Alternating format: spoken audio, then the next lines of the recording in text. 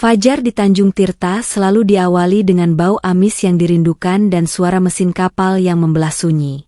Aruna berdiri di dermaga, matanya menyipit menatap kapal samudera biru yang perlahan merapat. 10 tahun ia berdiri di sini, menunggu pria yang sama. Raka turun dengan senyum lebar, memamerkan hasil tangkapan tuna yang melimpah. Lihat Aruna, laut sedang sangat baik pada kita hari ini, ujar Raka sambil mengacak rambut Bayu. Aruna tersenyum, menyeka keringat di dahi suaminya. Saat itu, Aruna percaya bahwa Raka adalah pelabuhan terakhirnya. Malam itu sunyi, hanya suara jangkrik dan deburan ombak.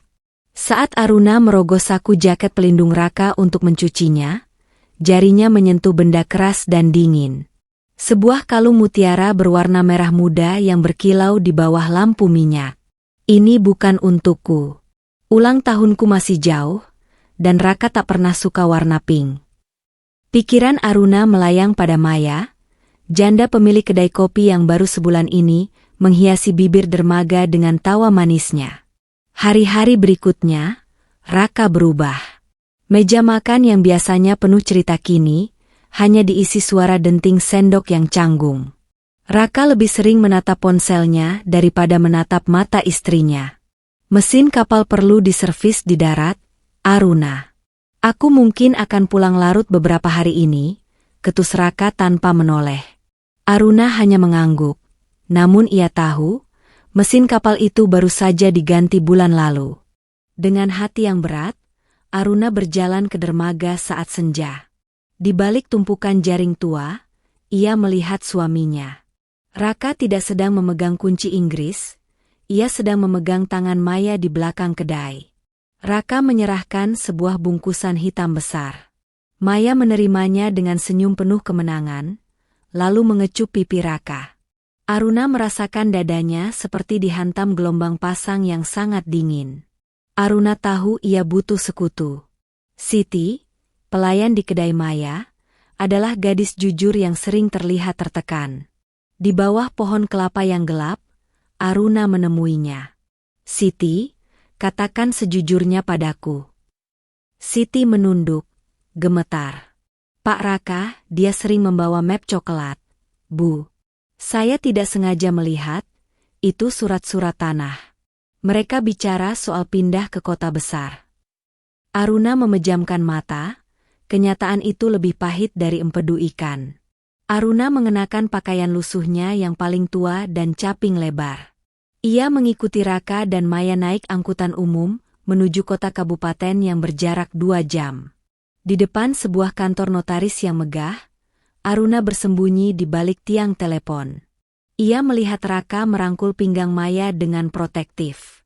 Klik. Kamera ponsel Aruna mengabadikan pengkhianatan itu. Saat Raka melaut, Aruna membongkar kotak kayu di lemari pakaian mereka. Tangannya gemetar saat menemukan laci rahasia itu kosong. Sertifikat tanah warisan almarhum ayahnya telah lenyap. Ayah, maafkan aku.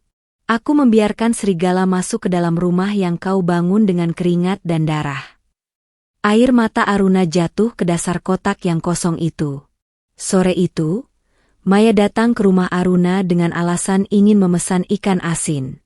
Ia mengenakan kalung mutiara pink itu dengan sengaja. Wah, rumah ini sangat asri ya, Bu Aruna. Sayang, bangunannya sudah agak tua. Kalau saya jadi ibu, saya akan mencari suasana baru yang lebih mewah, ujar Maya sambil mengelus mutiaranya. Aruna hanya tersenyum tipis, meski tangannya di balik kain sedang mengepal kuat. Pak RT Sanusi adalah pria tua yang bijak. Saat Aruna meletakkan semua bukti di mejanya, Pak RT terdiam lama. Raka sudah melampaui batas adat. Aruna, dia bukan hanya mengkhianati ranjangmu, tapi dia merampok hak anak-anakmu. Kita akan bermain dengan caranya, tapi dengan akhir yang berbeda. Pak RT mulai menuliskan rencana di secari kertas.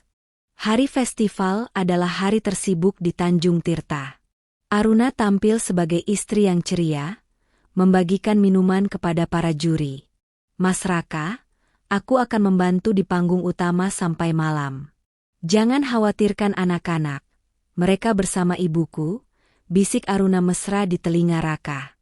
Raka mengangguk lega, mengira jalannya menuju Maya malam ini akan terbuka lebar. Tanpa mesin, Aruna mendayung perahu kayunya di tengah kegelapan teluk. Otot tangannya terasa panas, namun dendam memberinya kekuatan ekstra. Perahunya merapat di balik bakau. Gubuk di teluk sunyi menyala remang-remang. Aruna merayap, menempelkan ponselnya ke celah dinding bambu. Ia mulai merekam sandiwara menjijikkan di dalam sana. Di dalam gubuk, suara tawa Raka terdengar memuakan. Hanya tinggal menunggu tanda tangan terakhir dari pembeli kota, Maya. Setelah itu, Aruna bisa membusuk di desa ini dengan anak-anaknya. Kita akan punya kehidupan baru di apartemen mewah. Suara Maya menyahut, kau memang hebat, sayang. Aruna terlalu bodoh untuk menyadari suaminya adalah pemain ulung. Kembali ke rumah, Aruna menatap wajah ketiga anaknya yang sedang bermimpi. Ia mencium kening mereka satu persatu. Besok, hidup kalian akan berubah. Maafkan ibu jika harus menghancurkan sosok ayah di mata kalian, tapi ibu tidak akan membiarkan kalian kehilangan atap untuk berteduh. Balai desa dipenuhi aroma minyak tanah dari obor yang menyala-nyala. Pak RT Sanusi berdiri dengan wajah yang sangat serius. Raka duduk di barisan depan, masih bersiul kecil, mengira ia akan menerima penghargaan sebagai nelayan terbaik tahun ini. Malam ini, kita berkumpul untuk membersihkan kotoran yang menyumbat nadi desa kita. Suara Pak RT menggema. Aruna melangkah ke depan. Semua mata menatapnya. Ia tidak membawa ikan, ia membawa sebuah map dan kabel konektor. 10 tahun saya mengabdi pada pria ini. Saya mencuci bajunya, merawat anak-anaknya, dan mendoakan keselamatannya di laut. Namun, laut yang luas ternyata tidak seluas keserakahannya. Aruna menyalakan proyektor. Layar putih di balai desa menampilkan foto-foto notaris, lalu video di teluk sunyi berputar. Suara Raka yang menghina istrinya terdengar jelas di seluruh penjuru desa. Wajah Raka berubah dari angkuh menjadi pucat pasi. Warga desa berdiri, beberapa nelayan mulai mengepalkan tangan.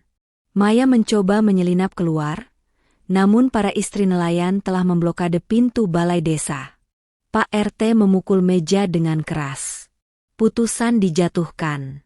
Raka, berdasarkan bukti ini, kau dinyatakan telah menggelapkan aset keluarga dan melakukan perzinahan.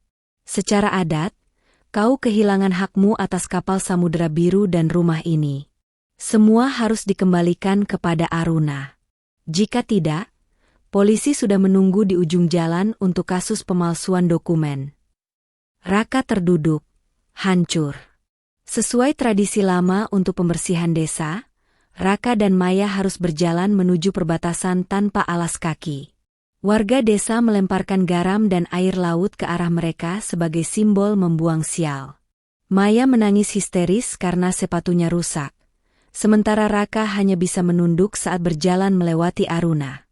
Aruna berdiri tegak, tidak memberikan sedikit pun belas kasihan. Sebulan kemudian, Aruna berdiri di dek kapal. Kapal itu kini memiliki logo baru, siluet seorang wanita di atas ombak. Ia tidak lagi menunggu di dermaga, ia yang memimpin pelayaran. Turunkan jaring. Hari ini kita tidak hanya mencari ikan, kita mencari martabat. Seru Aruna kepada kru kapalnya yang kini juga melibatkan para janda nelayan. Matahari terbit dengan warna yang paling indah yang pernah Aruna lihat.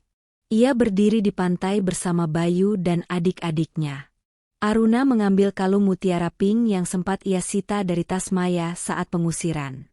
Ia memandangnya sejenak, lalu melemparkannya jauh ke tengah laut. Badai sudah lewat, nak. Sekarang, laut ini benar-benar milik kita. Aruna memeluk anak-anaknya, membelakangi masa lalu, menyongsong fajar yang merdeka. Pada akhirnya, Aruna membuktikan bahwa pengkhianatan paling menyakitkan sekalipun tidak akan mampu menenggelamkan jiwa yang tahu cara membaca arah angin. Raka mungkin sempat menguasai kapalnya, tapi Arunalah yang memiliki lautan di hatinya. Tanjung Tirta menjadi saksi bahwa harga diri tidak bisa dibeli dengan mutiara hasil curian, dan keadilan akan selalu menemukan jalannya pulang, meski harus menembus badai yang paling gelap. Aruna tidak hanya selamat, dia menang. Bukan dengan cara menghancurkan, tapi dengan cara bangkit dan berdiri lebih tegak di atas kemudinya sendiri. Kisah Aruna adalah pengingat bagi kita semua, bahwa terkadang, kita harus kehilangan segalanya untuk menyadari kekuatan yang selama ini tersembunyi dalam diri. Jika cerita hari ini membuatmu tersadar bahwa tidak ada badai yang abadi, jangan lupa untuk tekan tombol like dan share video ini kepada mereka yang mungkin sedang berjuang di tengah ombak kehidupannya sendiri. Tulis di kolom komentar, menurut kalian, apakah hukuman adat untuk Raka sudah cukup setimpal? Atau kalian punya cara balas dendam yang lebih elegan? Saya ingin mendengar pendapat cerdas kalian. Jangan lupa klik tombol subscribe dan aktifkan lonceng notifikasinya agar tidak ketinggalan kisah-kisah penuh makna lainnya, hanya di kanal Cerita Setengah Sadar. Terima kasih sudah menonton hingga akhir. Tetaplah terjaga, dan sampai jumpa di cerita selanjutnya.